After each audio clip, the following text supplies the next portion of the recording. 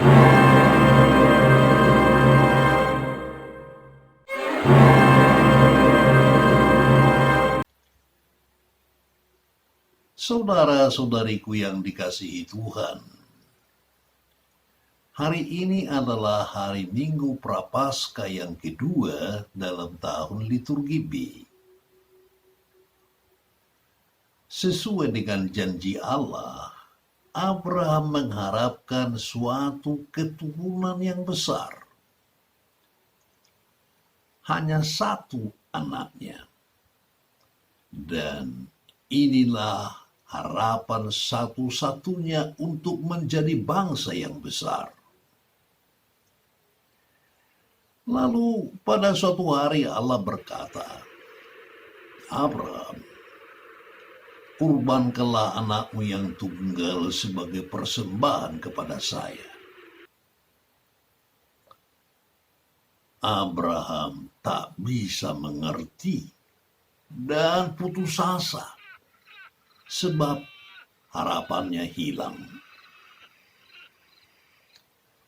Kalau anak satu-satunya mati, mana mungkin lagi dia mendapat cucu dan cicit?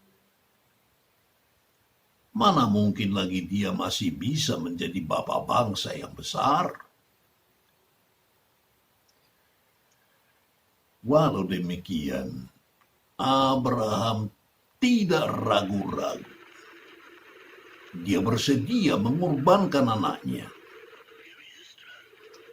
Dan melihat kesediaan dan kesetiaan yang begitu besar, Allah mengulangi dan mensahkan janjinya kepada Abraham. Ia akan menjadi bapa yang besar, dan di dalam dia seluruh umat manusia akan mendapat berkat. Saudara-saudari yang dikasihi Tuhan, apa sebenarnya yang terjadi pada Abraham? Dia disuruh hengkang dari tanah leluhurnya dan pergi ke suatu daerah baru yang sama sekali tidak diketahuinya.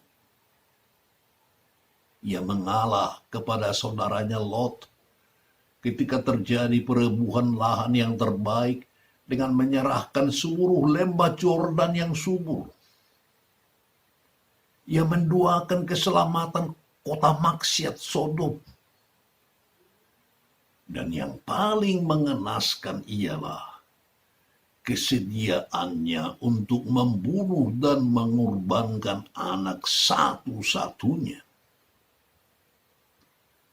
Dan semuanya itu atas permintaan Allah. Bagi orang yang normal serta sehat rasionya di zaman ini, Abraham akan dikategorikan sebagai maniak religius, seorang fanatikus agama yang ekstrim. Sekali lagi, saudara-saudari, apa yang sebenarnya terjadi pada Abraham? Jawaban singkatnya ialah sebuah transfigurasi. Suatu perubahan yang radikal, suatu perubahan yang supernatural, sesuatu yang berada di luar bidang jasmani, di luar bidang penelitian ilmiah. Transfigurasi Abraham ini kemudian disusul dengan transfigurasi Yesus di Gunung Tabor. Suatu transfigurasi yang lebih intensif secara fisik dan spiritual, yang membuktikan bahwa Allah itu sungguh-sungguh sebuah realitas. Transfigurasi Abraham membuatnya berubah dari dalam, sehingga tidak ragu sedikit pun akan Allah. Sedangkan transfigurasi Yesus merupakan suatu ledakan roh yang sebenarnya sudah berada di dalam diri Yesus dan lalu memancar dengan kemilau dan membuatnya tampil berwajah Allah, mengubahnya sejenak kepada realitas dan suasana yang sangat ilahi yang memukau dan mengisi orang-orang di sekitarnya dengan kegembiraan yang tak terperikan. Saudara-saudari, kita juga dapat mengalami transfigurasi rohani dalam berbagai bentuk, sesuai dengan kondisi kita masing-masing. Namun, bila kita ingin mengalami transfigurasi, satu hal wajib kita lakukan, yakni kita harus naik ke Gunung Tabor. Itulah hidup doa. Hanya dengan doa kita dapat diubah dan kita dijadikan anak Allah yang terkasih. Inilah anak yang kukasihi, yang kepadanya aku berkenan. Banyak orang terlalu sibuk di dunia, sibuk menikmati keindahan hidup, bahkan sibuk dengan meratapi penderitaannya sendiri. Orang-orang duniawi yang tidak mempercayai hal-hal rohani akan senantiasa berusaha menyelesaikan masalah dengan otak dan akal sehat, dan tidak mau mengundang Allah untuk turut campur tangan.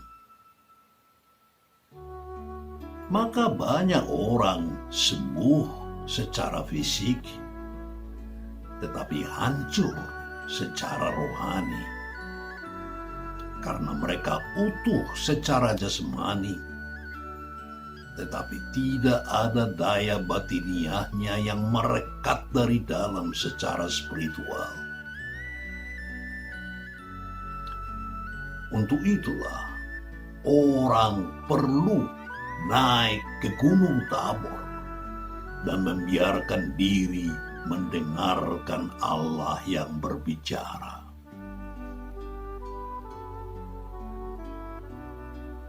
Saudara-saudariku, setiap orang memiliki Gunung Tabor di dalam hatinya.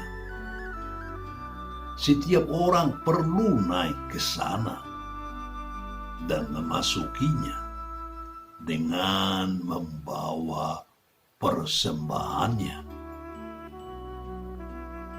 Abraham membawa Ishak anaknya.